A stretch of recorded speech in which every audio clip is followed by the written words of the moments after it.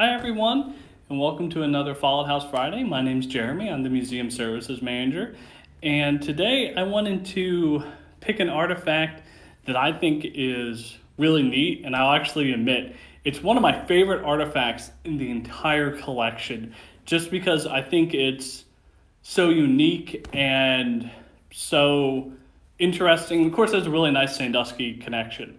So what I have in front of me here is a candy drop machine or candy maker. It's kind of hard to see from this picture, but I'll show you an example in a minute, that these are molds that look like tiny fish. Think almost like Swedish fish, but just a little bit bigger. And there's two molds, one on the top, one on the bottom, and they meet and they will form a double-sided fish. You would take hot candy, run it through here, and you would get out little fish candies. I'll show you in a couple minutes just what it looks like, but I want to talk about the person who owned this.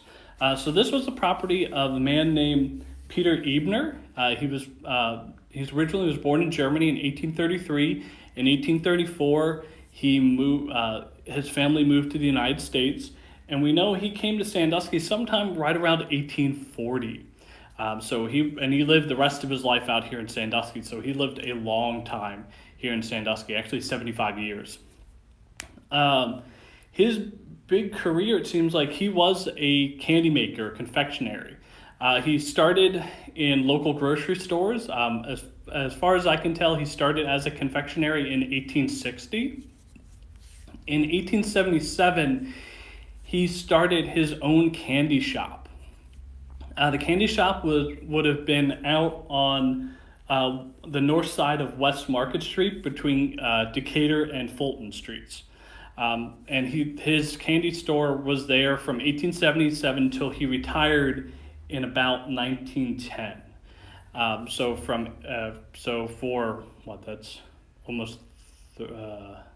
For 33 years. For 33 years, he ran a candy shop here in Sandusky. And we know that this mold was part of that. Unfortunately, in May of 1915, he died at his home from a long, severe illness. They had the funeral first at the home of one of his daughters, and then they had a second ceremony for him out at St. Mary's here in town, and then he was interred in St. Mary's. Going back to the machines, so these machines were quite common, and you could actually buy different molds to work in the same frame. So this actually unscrews, and you can take these molds out and put in different shapes. When I was doing research, I found little circles with waves in them, all sorts of different designs. This type of candy, even though we don't think about it, was popular in the mid-1800s even. We think of shaped candies today and we think it's relatively new, but it's actually been around for a long time. We use this piece also for some of our programming with kids. One of the things I've learned is you can run PlayDoh through it, and it will actually show you what these fish look like once they would be made, what the candy would look like. Now, I know some of you are thinking, won't that hurt the artifact?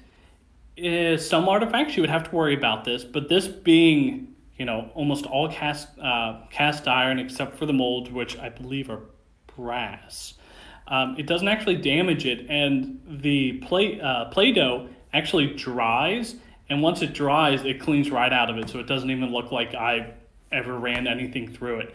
So it's a really neat way to show kids how stuff works, and like I said, I think it's really neat. I think it's a fun way to do it, and I got a little bit of Play-Doh here today.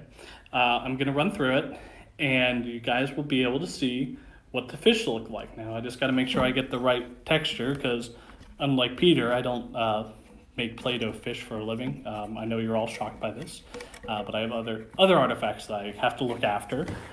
But if I give it a crank and I let it go through, and some of the early ones don't look great. Oop, dropped one. But here's one that came out pretty darn clean. So if you look close, it's kind of hard to see, but you can see it has a clear fish shape. It has a tail. You can kind of see the scales. It's hard to see on the camera, but it does have scales. Even has a little eyeball there. Once again, hard to see on the camera. But think how quick it would be if you had hot candy. You saw how quickly I rolled it through. You know, if you're using candy, it's going to go somewhat similarly go through, and how fast you could make these things. Making the candy, of course, takes time. Candy making, some of you may have tried it, and for those of you who have tried it, no, it is an art. You got to make sure the sugar gets to the right temperature, the right consistency. I mean, there is a whole lot that goes in to making candy taste good, look good, and to be able to form it. So it kind of, me just trying to do it with Play-Doh and not be particularly good at it, gives a new appreciation to what Peter was able to do and be able to make his life work out of using candy molds like this. So with that being said, I don't see any questions right now. If you have any questions, as always, I monitor these videos to answer any questions you might have. If you have any suggestions as to what artifacts or types of artifacts or things you'd like to learn about Sandusky history, put them in the comments. I always like pulling artifacts like this one, my favorite, to show to you guys, but I want to be able to share things that you guys want to learn about. So with that, I hope you all have a great weekend, and I will see you next Friday for another Follett House Friday.